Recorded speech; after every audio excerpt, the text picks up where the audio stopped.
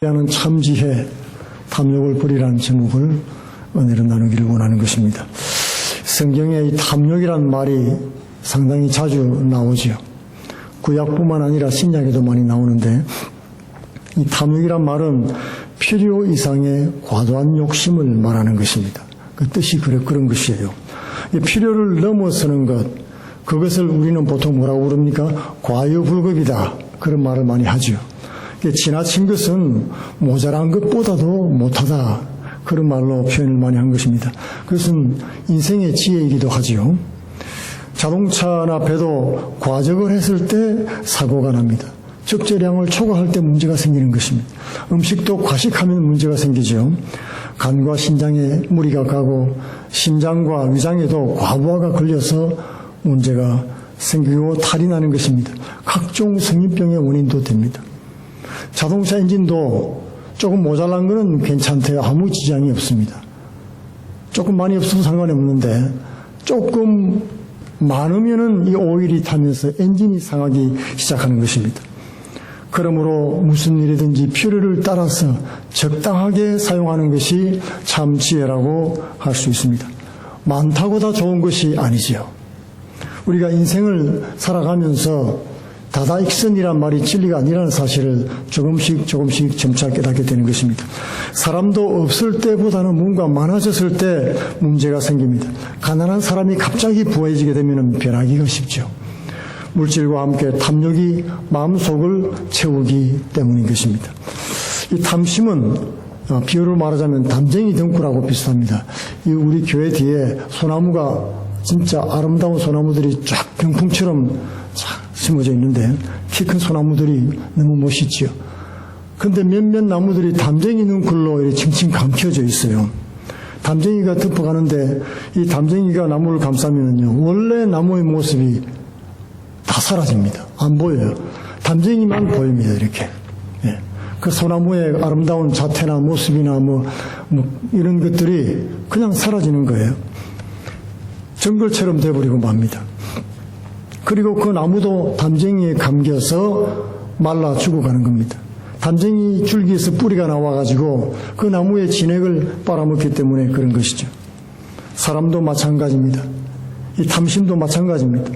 사로잡히면은 본 모습을 잃어버리고 결국 사망길로 가게 된다고 하는 것입니다. 그렇기 때문에 성경은 인생들에게 탐욕을 경계하라고 경고를 하고 있습니다. 탐욕을 경계해야 되는 첫 번째 이유는요, 바로 우리 자신을 탐욕에 걸리면은 보지 못하게 하기 때문에 그런 것입니다. 사람들은 자기 자신을 잘 알고 있다고 생각을 하죠. 그러나 이 탐욕이 마음에 들어오면은 이 담쟁이 덩쿨이 나무를 가리는 것처럼 자신의 모습을 가려서 잘 볼 수가 없다는 거예요. 예수님이 오늘 한 부자에 관해서 말씀을 했는데 밭에 소출이 풍성해서 일해 먹을 수 있는 만큼 모았습니다. 그리고 평안히 먹고 마시며 즐거워하자고 말을 했던 것이죠. 이 농부는 사실 평범한 사람은 아닙니다. 그는 미래를 준비하는 지혜로운 그런 사람이라고 할 수 있죠. 열심히 살아온 사람이에요. 여러분, 사실 농사를 지어가지고 몇 해 동안 먹을 음식을 차곡차곡 잘 쌓을 수 있으려면 그 주도 면밀한 사람이라는 것이 틀림없습니다. 밭을 갈아서 소출을 갈아가지고, 여러분, 러시아 같은 나라에는 물자가 모자라가지고요, 자기 집집마다 텃밭이 다 있대요. 그래서 봄에 씨를 심고 가을에 거두는 모든 토마토라든지 과실이라든지 채소들 다 거두어서 장아찌를 다 담아둔대요. 다 담아서 그 추운 겨울에 먹을 것이 아무것도 없을 때 그걸 먹는다는 겁니다. 그게 몇 년을 먹을 것을 담는다는 것은 그 지혜로 말하는 거예요. 지혜가 있는 사람이 아니면 그렇게 하지를 못하죠. 다가오는 겨울을 준비하지 못하는 것입니다. 미래를 준비할 줄 아는 지혜로운 사람 중에 한 사람이에요. 열심히 또 성실하게 살아왔습니다. 몇 년을 먹을 걸 다 모으려고 그러면 창고가 말입니다. 가득 차고 넘치게 한다는 것은 쉬운 일이 아닙니다. 그리고는 어떻게 살아야 평안하고 멋진 삶을 살 것인지에 대한 계획도 갖고 있는 그런 세련된 사람이라는 것을 알 수가 있습니다. 오늘 우리가 사는 미래는 사실 불투명한 사회입니다. 미래가 어떤 일이 있을지 모르는, 너무나 빨리 변해가기 때문에 어디로 사회가 흘러갈지 모른다는 거예요. 그래서 이 미래를 예견하고 또 어떻게 준비하는 지혜가 없으면은 생존하기가 어렵게 됩니다. 트렌드를 아는 자가 미래를 지배한다. 그런 말도 있고, 시장을 지배하는 자가 미래를 지배한다. 그런 말도 있고요. 10년 후에 당신의 인생의 모습은 어떻습니까? 뭐 이런 말들이 화제가 되고 있습니다. 심지어는 20, 30대 청년들에게 무엇에 대해서 관심이 많은지 앙케이트를 설문조사를 해봤더니 노후 문제를 어떻게 대비할 것인가, 그런데 관심이 제일 많다는 거예요. 아직 새파랗게 젊은 사람이 노후를 지금 염려를 한다는 것이죠. 앞날에 대한 대비도 없이 무작정 살아갈 수는 없다는 것이 현실입니다. 그만큼 우리가 사는 사회가 미래가 불확실하다는 거예요.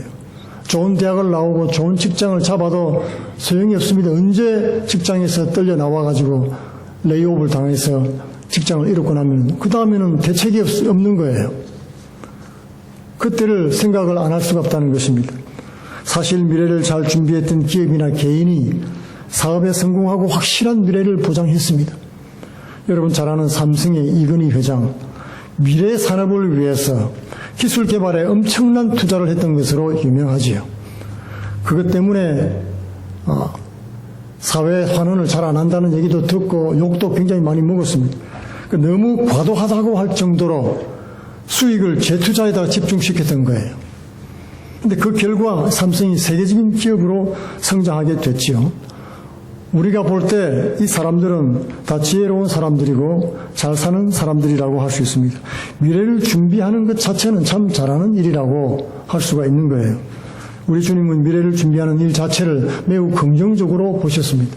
이 불의한 청지기 비유에서 예수께서 말씀하시기를 이 청지기가 주인 재산을 이용을 해서 자신의 미래를 준비를 했는데 그것을 보고 칭찬을 하신 거예요. 뭐 주인의 돈을 유용한 거, 뭐 그거 칭찬한 것이 아니고 자신의 미래를 준비할 줄 아는 그 지혜를 칭찬을 한 것입니다. 그러나 여러분 세속적으로 볼 때 이 지혜롭고 칭찬을 들을 만한 이 부자에게 심각한 두 가지 문제점이 있다는 것을 오늘 성경은 말씀해 주고 있는 것입니다. 첫 번째로 모든 인간은 흙으로 다 돌아가는 존재라는 사실을 잊고 있었다는 것입니다. 사람의 모든 노력은 결국은 죽기 위한 것이라는 사실을 몰랐다는 거예요. 그 사실을 모르니 어리석은 일로 시간 낭비할 수밖에 없는 것입니다. 가치 있는 일, 보다 궁극적인 일을 못한다는 거예요. 맹모 삼천지교라는 여러분 얘기 있죠. 동양에서 가장 지혜로운 어머니인 맹자의 어머니가 자녀 교육을 위해서 3번 이사를 했다 하는 그런 얘기죠. 사실 우리 한국 사람은 자녀를 위해서라면 아마 10번도 이사를 할 거예요. 그죠? 그런 열정이 있습니다. 이 좋은 환경 속에서 교육을 받는다는 것이 얼마나 중요한가를 말해주고 있습니다. 그런데 여러분 다른 관점에서 보면은 이 지혜로운 맹자의 어머니가 이렇게 이리저리 자녀를 끌고 다니면서 시행착오를 할 리가 없다는 겁니다. 우리 자녀도 학군 좋은 데로 데려가서 이사를 가잖아요. 형편만 되면은, 경제력만 되면 누구든지 그런 생각을 합니다. 인도 사람도 그렇고 아프리카 사람도 그렇고 다 그렇더라고요. 못 사는 사람이나 뭐 잘 사는 사람이나 이 자녀 교육에 대한 관심은 누구나 다 있는 것입니다. 맹자의 어머니는 시행착오를 겪어서 그렇게 한 것이 아니라 일부러 그렇게 했다는 겁니다, 여러분. 첫 번째는 장의사 옆으로 이사를 갔고, 두 번째는 시장 옆으로 이사를 갔고, 세 번째는 학교 옆으로 이사를 갔지요. 장의사 옆에 살 때는 날마다 사람들이 죽어갑니다. 매일 장례식이죠. 사람들이 곡을 합니다. 아이고 데이고 이제 가면 언제 오나 아이고 하는 소리 듣고 날마다 그걸 따라하는 거죠. 어린 맹자가 보니까 와, 사람들은 날마다 죽는구나. 모든 사람들이 다 마치 일렬로 서서 준비를 기다리는 사람들처럼, 죽을 준비를 기다리는 사람처럼 그렇게 날마다 죽어가는 거예요. 날마다 예약이 돼 있거든요, 죽는 사람들이. 맹자야, 인간은 반드시 죽는 존재라는 것을 어릴 때부터 명심하도록 해라. 그것이 맹자의 어머니의 교육이었다는 것입니다. 그런 다음에는 맹자의 어머니는 사람이 산다는 것이 무엇인지를 배울 수 있는 시장통 옆으로 이사를 갔습니다. 날마다 사람들이 왁자하게 모여서 북적거렸습니다. 자, 좋은 물건 싸게 팝니다. 그런 떨입니다. 그러면서 막 선전을 하고 사고 팔고 하는 그런 모습들을 보고 있습니다. 생존 경쟁의 현장을 체험하게 했죠.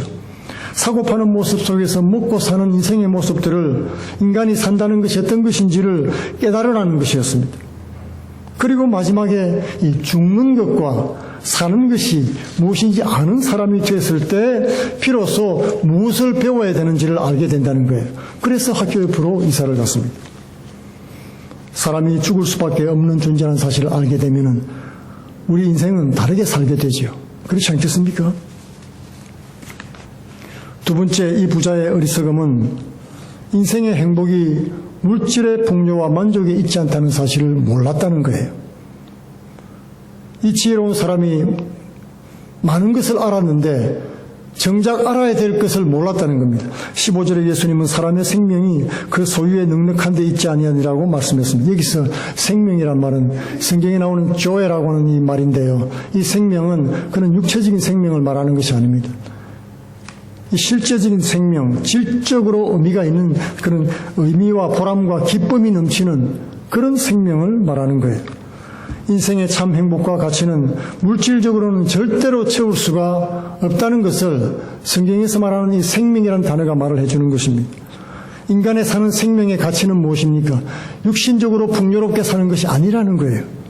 부자의 어리석음이 여기에 있었습니다. 물질로는 자신의 영혼까지 만족시킬 수가 없는데 자신의 영혼까지 만족시킬 줄로 착각을 했다는 것입니다.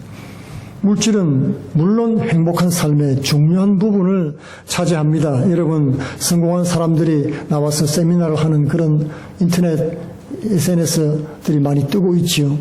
어떻게 하면 행복하게 살 수 있는가, 어떻게 하면 성공할 수 있는가, 출세할 수 있는가, 그런 내용들을 많이 하는데 그중에 물질이 차지하는 비율가 굉장히 높다는 거예요.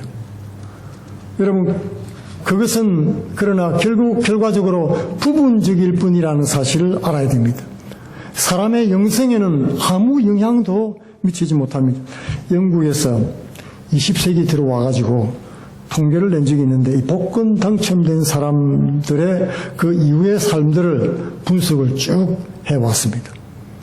해봤더니 한 55% 정도는 굉장히 그 이후의 삶이 이전보다도 행복해졌더라는 거예요. 물질이 풍성해졌으니까 이전보다도 더 행복한 삶을 살고 있더라는 겁니다. 한 55% 정도는. 나머지는 그렇지가 않았습니다. 11% 정도는 돈이 아까워서 여행 한 번 못 가고 돈만 꼭 쥐고 살아가더라는 거예요. 이전보다도 돈을 더 사랑하는 사람이 되었습니다. 그리고 23%는 가정에 파탄이 일어나고 말았습니다. 물질 때문에 평화가 오기는커녕 행복하기는커녕 가정 파탄이 일어났습니다. 그 외에도 다양한 모습의 삶들이 있었는데 가장 특이한 사실 한 가지가 발견이 됐는데 그건 뭐냐면 당첨된 사람들의 91%가 한 번 더 당첨되기 위해서 복권을 열심히 날마다 사고 있다는 거예요. 사람은 만족할 줄 모르는 것입니다. 물질의 부가 내 마음의 만족과 행복을 주는 줄로 생각을 했는데 그렇지 못했다는 것이죠. 부하게 되면 부하게 될수록 더 물질에 대한 집착과 갈증이 일어나는 것입니다. 그리고 더 큰 탐욕에 사로잡히게 됐습니다. 아이러니가 아닐 수 없죠, 여러분. 정말 아이러니입니다. 물질이 소중하기는 합니다. 그러나 주님께서 오늘 부르시면 모든 것을 놓고 떠나야 될 존재라는 사실을 알아야 된다는 겁니다. 주님께서 오늘 지적하신 내용이지요. 오늘 밤에 내 영혼을 내가 너를 부르면 내 가진 모든 것이 다 네 것이 되겠느냐? 그것이 주님의 질문입니다. 그것이야말로 미래를 준비하는 참 지혜라고 할 수 있죠. 탐욕의 유혹 앞에서 더 중요한 것을 볼 수 있는 지혜가 우리에게는 필요한 것입니다. 야고보 4장 14절에는 내일 일을 너희가 알지 못하는도다. 네 생명이 무엇이냐? 너희는 잠깐 보이다가 없어지는 안개니라. 탐욕은 진정한 자신을 보지 못하게 합니다. 그리고 어리석은 인생을 살게 하는 것입니다. 탐욕을 부리고 필요를 알고 분수에 맞게 사는 것이 미래를 준비하는 참 지혜라고 할 수 있습니다. 둘째로 탐욕을 부려야 되는 이유는 사람이 탐욕에 빠지게 되면 가족이라든지 이웃 그리고 하나님이 주신 인생들을 돌아보지 못하게 된다는 거예요. 사명을 깨닫지 못하게 됩니다. 사람마다 이 땅에 태어난 이유가 있고 사명이 다 있다는 거예요. 나의 가장 귀중하게 생각하는 가족들, 이웃들, 친구들, 그런 인생들에 대한 나의 사명을 깨닫지 못하게 되는 것입니다. 오늘 본문에서 예수님은 일생일대에 구원의 소식을 전하고 계셨습니다. 복음을 전하고 있는데 그 말이 끝날 때쯤 되자 어떤 사람이 예수께 와서 청탁을 한 것입니다. 주여, 우리 형이 부모님 유산을 다 차지했는데 형에게 재산을 분배해 달라고 말씀 좀 해주소서 청탁을 한 것이죠. 예수님은 내 마음속에 탐욕을 부리라고 말씀을 첫 번째로 말씀하셨죠. 예수님 설교 말씀은 그냥 귓등으로 다 듣고 설교 말씀 내내 무슨 생각을 했다는 겁니다. 자기 받을 재산만 계산하고 앉아있다가 틈을 타서 유산 상속 재판을 요구를 한 것입니다. 그래서 말씀을 들었으면 말씀에 감동을 받았다든지 말씀을 듣고 참 옳소이다, 오늘부터 주의 말씀을 따라 살겠습니다든지 그렇게 반응을 해야 되는데 재산 좀 나누어 주세요. 설교를 듣고 결과가 그렇다는 겁니다. 그때 예수님께서 말씀했죠. 탐심을 제어하라. 내가 언제 네 재산을 나누어 주는 사람으로 왔느냐. 예수님은 이 두 사람 속에 있는 탐심을 보았던 것입니다. 형뿐만 아니라 동생 속에도 탐심이 있었다는 거죠. 사람이 탐욕에 사로잡히면 부자든지 가난하든지 하나님이 선물로 허락하신 이웃을 못 보게 합니다. 형제를 형제로 대우 못하게 합니다. 서로가 원수가 되게 하는 것입니다. 사람들은 물질이 문제가 아니라 자존심이 상한다고 말을 많이 하죠. 그러나 상대적 빈곤과도 같은 이 상황은 실상은 이 불만과 탐욕이 동시에 우리 속에 발동을 한 것입니다. 이런 관계 속에서는 주어진 축복을 누릴 수가 없게 되는 것입니다. 콩 반쪽도 기꺼이 나눠 먹는데 기쁨과 행복이 있는 것이죠. 형제들도 가난할 때는 서로 하나 되고 서로 돕고 아끼고 위하다가 좀 부하게 되면 서로 막 다투고 싸우는 모습을 볼 수 있습니다. 교회도 어려울 때는 서로 막 위해 주다가 조금 이렇게 부흥되거나 하면은요, 어려운 일이 많이 생기죠. 오늘 이 짧은 본문 말씀 속에서 내가라는 말이 6번이나 나오고 있습니다. 얼마나 나를 강조하고 자기중심적인지 말해주는 거죠. 인간은 관계 속에서 행복을 누리는 존재입니다. 그러나 이 부자는 자기 세계 속에 갇혀서 살고 있는 거예요. 이 농부는 이웃의 도움 없이는 여러분 혼자서 그 많은 소출을 가져올 수 없습니다. 여러분 사람이 힘으로 이 발목으로 두 다리로 곡괭이질 해가지고 할 수 있는 양은 정해져 있어요. 이웃에서 도와주지 않으면 불가능한 것입니다.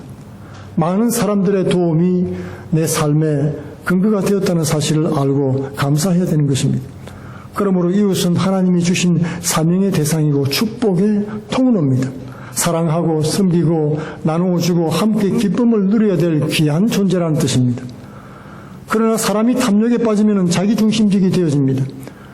이웃을 물질을 버는 도구로만 여기게 되고 결국 물질 만능주의에 빠지고 쾌락을 추구하고 타락하게 되는 것입니다. 그것이 순수입니다. 이스라엘 백성이 애굽을 나와서 가나안 여리고성을 정복했죠. 그리고 자그마한 아이 성을 칠 때 엄청난 패배를 했습니다. 바로 그때 아간이라는 사람이 하나님의 말씀을 어겼죠. 자신을 위해서 외투와 보물을 감추어 두었습니다.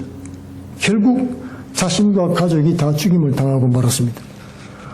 탐욕을 부리는 것은 자기뿐만 아니라 사랑하는 가족들 그리고 다른 이웃들과 백성들까지도 죽음으로 몰아넣는 분열시키고 분쟁하게 하고 죽게 만드는 파멸의 통로가 됐다는 것입니다.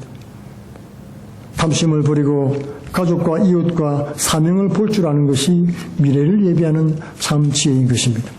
세 번째로 탐욕을 부려야 되는 이유는 이 탐심에 빠지면 하나님을 온전히 볼 수가 없게 됩니다. 탐욕은 삶의 주인이 되신 하나님을 못 보게 하는 거예요. 성경은 가난을 미덕이라고 말하지도 않았습니다.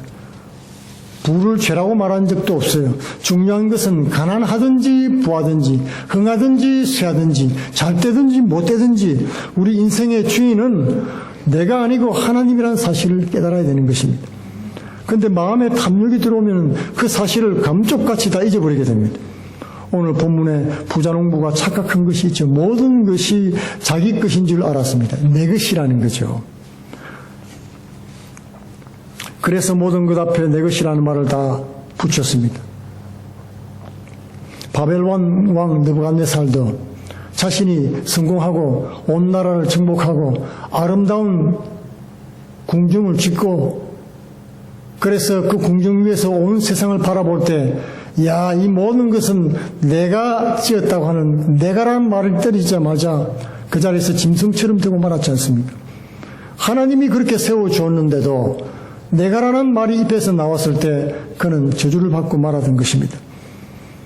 오늘 부자도 마찬가지입니다. 하나님이 주신 것, 이웃을 통해서 받은 축복들을 나눌 생각을 못하고 내가라는 말을 할 때에 모든 것이 가려지고 말았습니다. 하나님을 바라보는 눈이 시각이 가려진 것입니다. 그런데 오늘 자기 영혼조차 자기 것이 아니었어요. 모든 것이 내 것이라고 말하는 순간 하나님께서 내가 내 영혼을 오늘도록 찾으면 내가 예비한 이 모든 것이 네 것이 되겠느냐고 물으셨습니다. 아무것도 내 것은 없습니다. 그런데도 뭐가 좀 많아지면은 하나님은 안 보이고 자기 자신만 크게 보이는 것이 인생들인 것입니다. 자신이 청직이라는 사실을 잊어버립니다. 큰 회사를 운영하는 사장님들이 대부분 이런 착각을 많이 한대요. 저도 잘 몰랐는데 비즈니스 세미나 하는 분들이 얘기를 하더라고요. 성공한 분들이 착각하지 말아야 되는 것이 있다. 회사를 운영하는 이 사장님들이 이 착각에 빠지는 일이 있는데 회사 건물, 돈, 재정 이것 다 자기 것처럼 생각한다는 거예요. 그래서 공금도 막 이용하고 불법으로 막 돈을 막 돌리고 집도 차도 비싼 거 막 사고 자기 것처럼 막 쓴대요. 그런데 자신의 지분은 조금밖에 없대요, 사실은. 자신의 돈을 포함해서 남의 돈을 관리하는 사람일 뿐인데 대부분 자기 것으로 착각을 하고 막 쓴다는 것입니다. 실수라는 그런 말을 하더라고요. 탐욕은 처살한 아담과 하와로부터 시작이 됐습니다. 이 사단은 하와의 마음속에 탐욕을 자극해서 하나님처럼 되라고 부추겼지요. 탐욕의 눈으로 바라볼 때 이 선악과는 달라 보였습니다. 보암직도 하고 먹음직도 하고 지혜롭게 할 만큼 탐스럽게 보이기도 했죠. 탐욕은 나의 한계를 넘어서서 하나님처럼 되려고 하는 영적인 죄악인 것입니다, 여러분. 그래서 탐심은 우상숭배라고 성경은 말하고 있는 거예요. 사람이 탐욕에 잡히면은 하나님도 안 보이고 가족도 안 보이고 이웃도 아무것도 안 보입니다. 그러므로 우리는 날마다 모든 것이 하나님 것임을 고백해야 되겠습니다.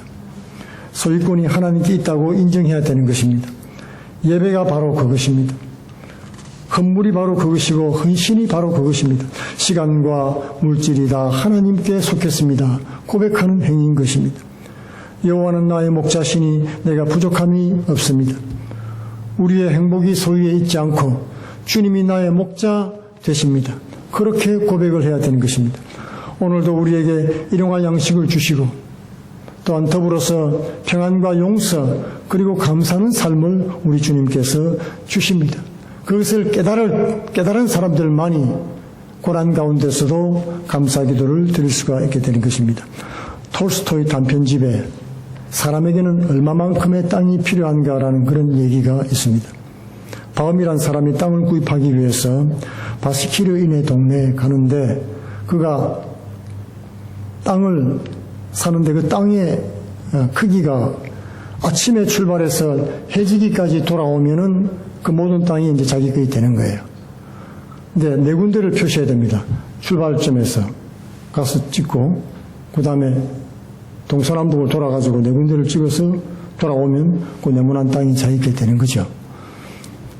그 표시를 하고 와야 되는데 이 욕심 때문에 마음의 탐욕 때문에 너무 멀리 갔습니다.